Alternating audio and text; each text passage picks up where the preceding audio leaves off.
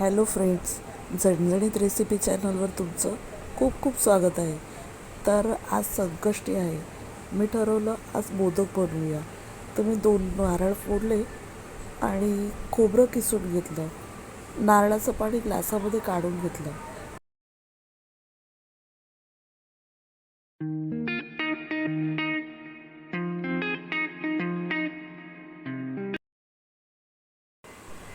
तर आता माझे 2 नारळ किसून झालेले आहेत.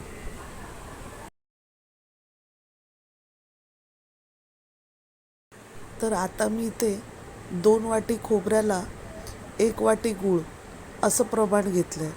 तर 1 वाटीपेक्षा कमी गूळ मी इथे किसून घेते किंवा चिरून घेते. तर आता माझा गूळ चिरून झालेला आहे. हे सर्व जो गूळ आहे तो मी या खोबऱ्यामध्ये मिक्स करून घेते.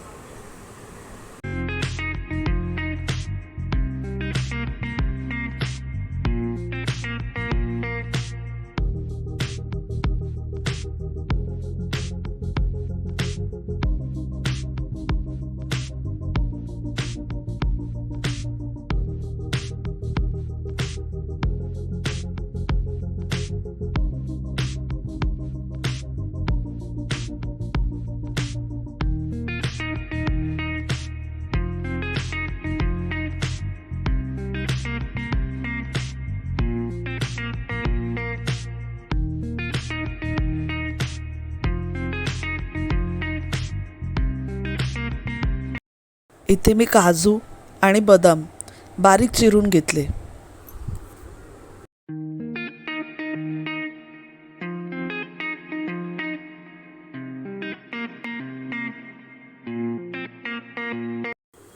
इथे मी 5-6 इलायची साफ करून घेतल्या.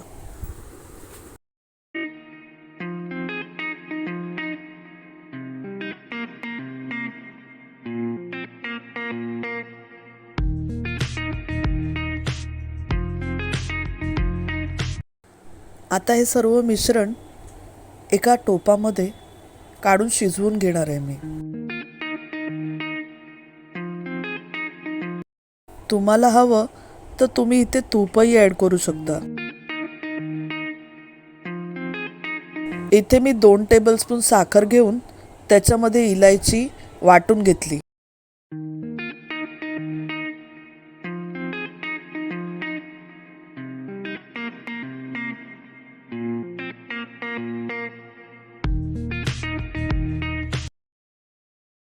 इलायची पावडर आणि साखर एकत्र वाटून ते सुद्धा यात ॲड केले.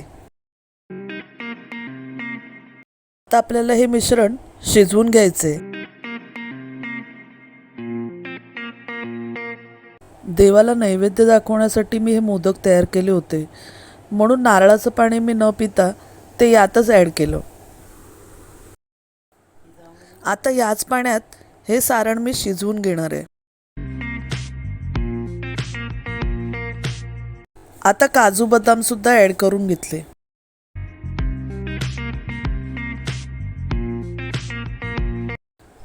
दोन वाटी राशनच्या तांदळाचं पीठ मी इथे घेतलंय. अगदी बारीक दळलेलं पीठ हवं आपल्याला. मी इथे हे चाळवून घेणार आहे.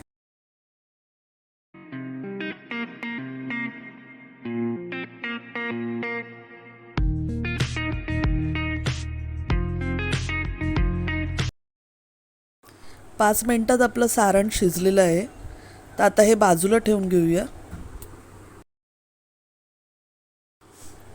आता ज्या भांड्यात आपल्याला उकड काढायचे त्याच्यात राहिलेलं जे नारळ पाणी होतं ते ॲड करून घेतलं आणि 1 ग्लास साधं पाणी ॲड केलं. त्यात मी थोडंसं दूध ॲड केलं. अर्धा टीस्पून मी मीठ ॲड केलं.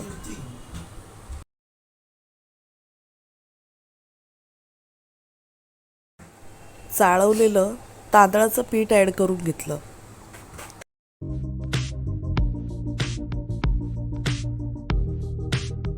आता पिठामधल्या गुठळ्या फोडून घ्यायच्यात.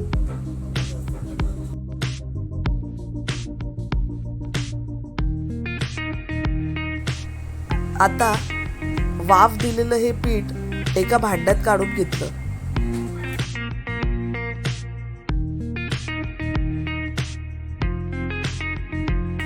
आता थोडं थोडं पाणी ऍड करून मी हे पीठ मळून घेतलं.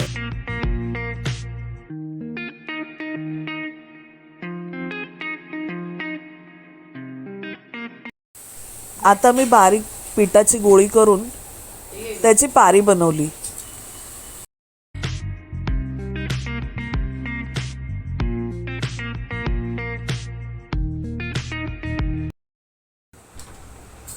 आता यात सारण भरून घेतलं.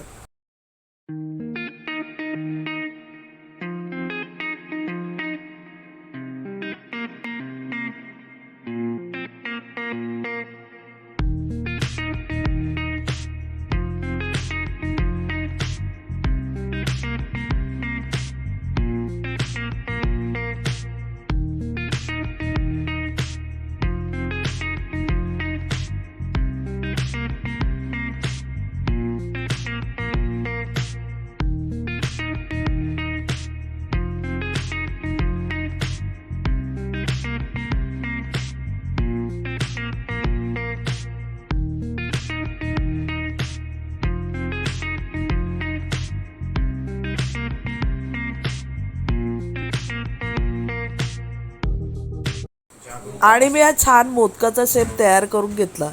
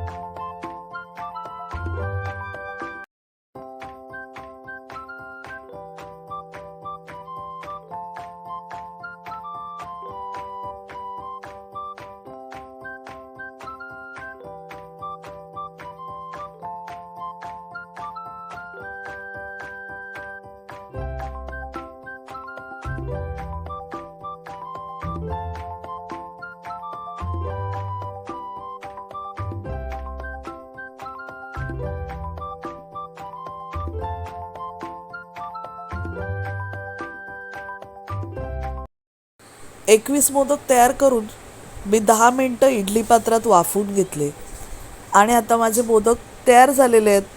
जर तुम्हाला माझी रेसिपी आवडली असेल तर चॅनलला लाईक, शेअर आणि सबस्क्राईब करायला विसरू नका.